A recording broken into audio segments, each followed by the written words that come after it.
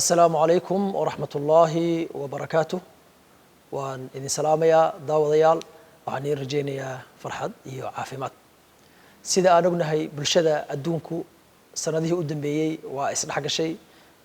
وحي وذاقين وحي عبابضن وحا إسكبرتين وح بضن وين هوري وأقونين. بلشوين كأدونكو وإيس ساميين هسكو ساميان dhaqaale ha isku saameeyaan siyaasad ha isku saameeyaan dhaqan ha isku saameeyaan hiddo ha isku saameeyaan aragti iyo aqli waxyaabaha bulshooyinka adduunka isa sii baray waxaa ka mid ah applicationada ama barnaamijyada nagu soo biiray sanadihii u dambeeyay kuwaas oo bulshooyinkii hal meel isugu keenay istusayna waxa ay yihiin taas waxay ka qayb qaadatay inay bedelmaan fahanno badan inay bedelmaan fikirro badan inay bedelmaan aragtiyo laga haystay bulshooyin in bulsho loo haystay bulsho wanaagsan dhaqan fiican leh aragti wanaagsan leh xitaa hadaynan maadiyan ay horumarsanayn laakiin akhlaaqiyan horumarsan ay noqdeen bulshooyinka kuwooda ugu liita akhlaaqiyan iyo maadiyan iyo dhaqaale ahaanba waxaan maalin hore ka soo hadalay Netflix iyo guud ahaan aflaamta intooda badan iska noqday ganacsi raadiska iyo dhaqaalaha dhibka ay ku hayaan dhaqanka bulshada gaar ahaan da'yarta filimada aadka u daawada kuwaas oo filimkii loo dhaxgelinayo waxyaabo badan oo dhaqanka hidaha Soomaalida iyo islaamkaba ka hor imanaya maanta runtii waxaan ka hadlaynaa barnaamijka ka khatar badan ama ka dhib badan kaasoo ah TikTok waa iska caadi inay dadka Soomaaliyeed ka mid yihiin billions qof oo adduunka ku nool oo ay cajibiso ama ka hela waxyaabaha cusub ee soo baxa kaas oo la jaan qaadaya kacdoonka tiknoolajiyada iyo aqoonta ee adduunka soo biiraya wax walba wuxuu leeyahay dhan wanaagsan wuxuu leeyahay sidoo kalena dhan xun laakiin TikTok waxaad moodaa inuu faraha ka sii baxayo waxaad moodaa inuu dadkii Soomaaliyeed uu qaawiyay dad muddo badan loo haystay inay yihiin dad ahlu qur'aan ah ahlu diin ah muslimiin ah dhaqan wanaagsan dhaqanka Soomaalinimadu uusan u ogolaanaynin waxyaabaha qaar ayaa bulshada caalamka waxa uu tusay sida marar badan aan u ahayn sida laga aaminsan yahay ama loo haysto runtii waxyaabaha uu soo kordhiyay TikTok waxa kamid ah in qoysaskii iyo dadkii guryahoodii ay noqdeen wax aan lahayn khusuusiyad iyo gaar ahaan oo meel walba u yaalo waxyaabaha TikTok keenay waxa kamid ah isqaawin aan loo midaandeynin waxyaabaha uu TikTok keenay waxa kamid ah isku dhacyo iyo rabshado iyo dhibaatooyin qoysaska ah waxyaabaha uu TikTok keenay waxa kamid ah dhiirigelinta dhaqamada xun dhiirigelinta aragtiyaha ku dhisan galmada iyo in qofkii wax ku raadiyo ama wax ku noqdo jirkiisa adiga oo ku fikiraya aqli saliima iyo maskax fayow qofka Soomaali aan weligii maqlin haddii uu TikTok tago muxuu dadka Soomaalida ka fahmayaa bulsho wada neekanaysa dhaqan fiican lahayn akhlaaq lahayn diin celinin dhaqan dabrin sariiganin ayuu ka qaadanayaa dadka islaamka ah ama afrikaanka ah ama carabta ah ee nagu hareereysan ee Soomaalida u yaqaan inay yihiin dad ahlu qur'aan ah dad diin jecel dad diinta ku dhagan dad meel walba ay tagaan gabdhahoodu xijaabka haystaan ragoodu masaajidada buuxiyaan diintana goostanbeedka ku haysta hadday arkaan TikTok maxaa noo soo baxaya waxa u soo baxaya inay yihiin inaan nahay bulsho neekisa inaan nahay bulsho dhaqankoodu afka uu yahay waxa noo soo baxaysa waxa u soo baxaysa inaan nahay bulsho muuqaalka korona ka islaaman oo ka dadan oo xijaabo qabta oo diinta ku dhaqmaysa markii meelahaas ay kala ay joogaana noloshooda ay isu bedelayso kalaabiyo iyo meelo lagu neekiyo waana arrin runtii aad iyo aad khatarteeda u leh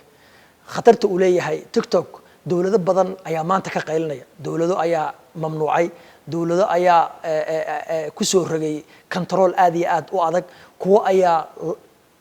maxkamad ku saaray shirkadda TikTok dhibaatada nafsiga ah ama akhlaaqiga ah ama edebta ah ama aqoonta ah ama siyaasadda ama amniga iyo askariga ah ee ay u geysatay shacabka ay u geysatay meelaha lagu maxkamadeeyay waxa kamid ah dalka Mareykanka meelaha buuq badan uu ka taagan yahay ee qarka u saaranta ilm mamnuuc waxa kamid ah Masar waxa kamid ah Algeria adduunka oo dhan wuxuu galiyay runtii wuxuu galiyay inaga kaliya ma aha adduunka oo dhan wuxuu galiyay khalkhal marka aan leeyahay aniga Instagram ama aan leeyahay Twitter ama aan leeyahay Facebook ama waxyaabo kale aan leeyahay waxaan ku isticmaalayaa magacayga waxaan sameysanayaa account baan sameysanayaa magac adartu ma kala ku samaysan kartaa laakiin account baad samaysanaysaa waxaad tahay qof xaqiiqi ah laakiin waxyaabaha la yaab kale TikTok leeyahay waxa kamid ah in uu aadan magac samaysanaynin profile iyo account aad samaysanaynin aad wixii daawanayso wax aan dhammaan lahayn maanta oo dhan haddaad wadan uusan dhammaanaynin saa darteed waqtigii qaaliga ahaa ee qofka loogu talagalay inuu u adeegsado dhan wanaagsan bilaash buu ku dhammaanayaa wa'ayo dadka jumhuurta u ah ama ugu badan ee isticmaala TikTok dadka u badan ee isticmaala waxa weeye waa da'yar waa wixii dhashay 90kii استيتميد آخر كذي إلا سجاشن كي إلا يدك لشيء لبضي كونيو طبعا أما لبضي لبي طبعا ده سديد جرا استعماله ده كاسين والد كود أي والد كود أوجين وح نبكى يرفعت كسو جارية وحكوجرا ده عرور تصوني بيا جنسي هانو لبيا وحكوجرا ده أخلاق هانو لبيا وحكوجرا ده نفسي هانو لبيا وحكوجرا وحيابها وقف كل الصعود وأركيو maanta oo dhan ah qaawanaan ah xumaan ah faaxisho ah dhaqan xumo qofka markay ilmo yar oo sidee jir ay maskaxdiisa ay ku jirto oo maanta uu arkayo waalidkii seebo noqonaya waxaan leenahay waalid wanaagsan waxaan leenahay waalid aad noogu dadaala aad wax u qabta runtii nolosheena ka fikira laakiin badana aan awood iska saarin waxa ay carruurtu isticmaalayaan maxay ku taraysaa haddii aad maanta oo dhan waqtigaaga ku dhuminayso oo ku daalayso oo raaxadaada iyo wixii aad qaadan lahayd aad ku ilaawayso inaad carruurtaada u xamaasho aad koriso ilmahaagii akhlaaqiyana aad control karin waxayna tusaysaa bulshada Soomaaliyeed ee TikTok ku jirta marka aragto inaan si guud ka qoys ahaan qoyska Soomaaliyeed oo fashilmay oo waxa arkaysaa gabar ama wiil hooyo wanaagsan iyo aabba ixtiraam leh oo helidiin ay dhaleen marka ay halkan ku jiraana waxa ay soo gudbinayaan aad iyo aad uga yaqsanaysid taa waxa ka sii daran waxaad arkaysaa nin xaaskiisii sariirtiisii jeefka kula fadhiya oo ay soo TikTok soo duubaya war away khusuusiyadii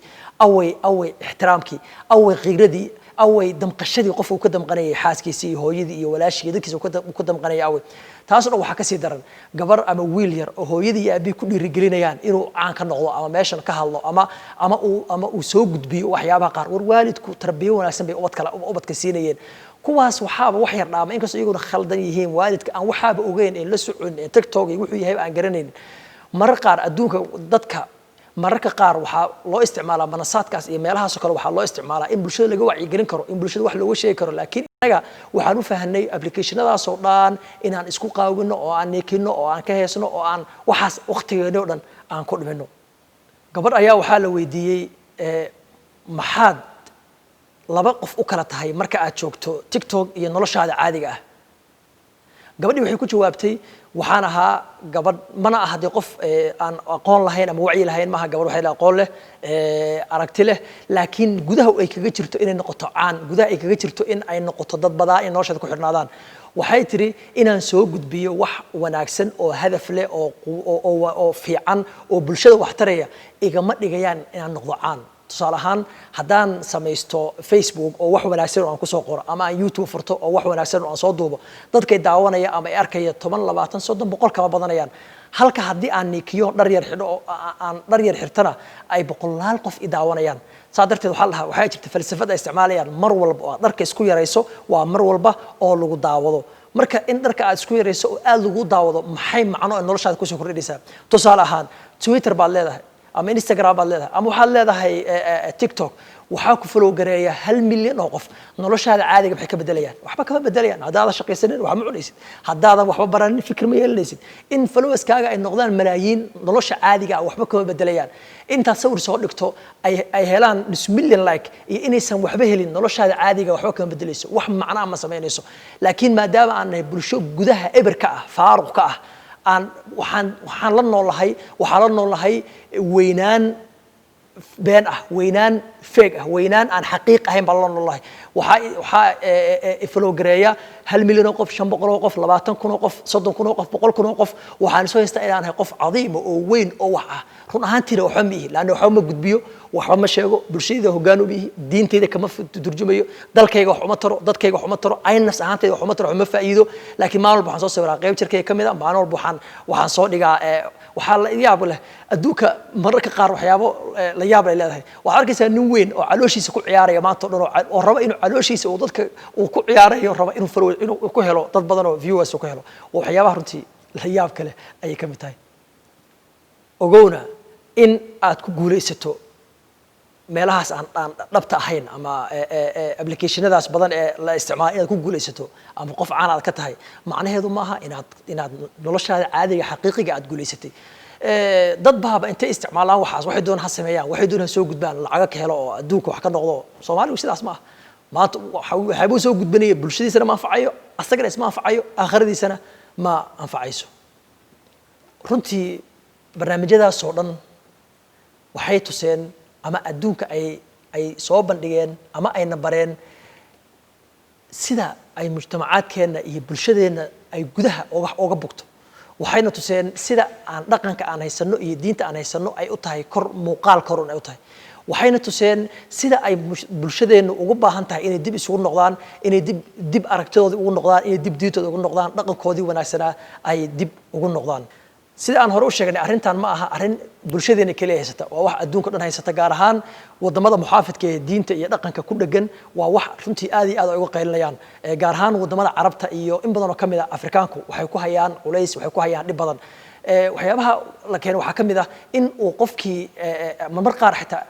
ay gaarto heer dhimasho qofka soo sawir iska qaadaya ama waxaynaya ama si yeelaya inuu qofkii ay heer dhimasho ay gaarsiiso ugu dambeyn waxaan ku soo goobayaa maxaan marka aan barnaamijyadan oo kale ka hadlayno aan dumarka awood u saarnaa dhaqanka waxa haya waa dumarka haddii la rabo bulsho in la dhaqan bedelo in la diin bedelo in la aragti bedelo waxaa laga soo galaa ubadka iyo dhallaanka waa maxay haweenku waa hooyo waa walaal waa xaas waa midii barbaarinaysay jiilka ubadkuna waa ilmo yar maskaxdiisu way caddahay waa warqad cad oo kale wax allaala wixii aad ku qorato ayaa toos u gelaya saa darteed bulshada ay haweenkoodu saxnayn ama haweenkoodu ay toosnayn ama haweenkoodu ay dhaqan wanaagsanayn ama haweenkoodu aragti aqoon aysan lahayn runtii waa bulsho laga guulaysan karo si dhib yar akhlaaqda xun loogu faafin karo maanta aniga reer galbeed ima barayo hooyaday walaashay xaaskayga gabadha aan dhalay xaqa ay igu leedahay ima barayo dhaqankayga ay baray diinteeda ay bartay sooyaalkayga ay baray haddii ay tahay gabar dhalayna xaq bay igu leedahay hadday tahay walaal xaq bay igu leedahay hadday tahay hooyo xaq bay igu leedahay hadday tahay xaas xaq bay igu leedahay hadday tahay gabar Soomaaliyeed oo mujtamacaas aan kula noolay xaq bay igu leedahay sidaa darteed gabdhuhu waa laf dhabarta dhaqanka waa ubuucda diinta waxa waaye waa xudunta sooyaalkii Soomaaliyeed ay lahaayeen say u nool yihiin ay u labisanayaan ay u muuqdaan waxay ka turjumaysaa bulshada Soomaaliyeed bulshadeena halbeegeeda lagu cabiri karana waa waxa ay dumarkoodu yihiin nin ayaa marka wuxuu yiri ayro iska kaftana oo ku soo gabagabeynayo haddii aad rabto guur gabadha aad guursanayso waxaad fiirisaa sawiradeeda Snapchat-ka waxaad fiirisaa muuqaaladeeda YouTube-ka waxaad fiirisaa sawiradeeda Facebook-ka Instagram-ka waxaas oo dhan fiiri kadib ayaad garan kartaa inay gabadhaas tahay ay noqon karto hooyo wanaagsan oo ubad korisa iyo inay tahay kaliya qof soo bandhigta muuqaalo ka turjumaya sida jirku muhiim u yahay ee aan maskaxda muhiim ahayn sidaa darteed dumarka Soomaaliyeed oo ah kuwa sida dhaqanka iyo hidaha iyo suubanaanta Soomaalida waxaan kula dardaarmayaa inay ku dhaganaadaan dhaqanka in ay ogaadaan in TikTok iyo meelo mida laga neekiyo inaysan wax macno lahayn ay dhaqan xumo ku tahay sumcad dil ku tahay naftaada waalidkaaga qoyskaaga bulshadaada iyo diintaada fiiro gaar ah meel walba oo la isticmaalo oo barnaamijyada kala duwana wuxuu leeyahay dhan wanaagsan iyo dhan xun aniga waxaan ka hadlay waxa waaye waa dadka oo isticmaala dhanka xun dhanka taban dhanka ka fog wax walba inagu aan aaminsanahay ma aha bulshada oo isticmaasha dhanka wanaagsan ee diinta iyo dhaqanka iyo sooyaalka iyo soo bandhigida quruxda inagu aan leenahay haday noqoto qurux shakhsi iyo haday noqoto qurux dal iyo haday noqoto qurux suugaan iyo haday noqoto qurux dadnimo haday noqoto laakiin dadka aan la hadlayo waa dadka meelahaas u furanaya kaliya in ay gudbiyaan aragti aan sax ahayn ka gudbiyaan bulshadooda qoyskooda iyo mujtamacaadkooda aad iyo aad ay u mahadsantihiin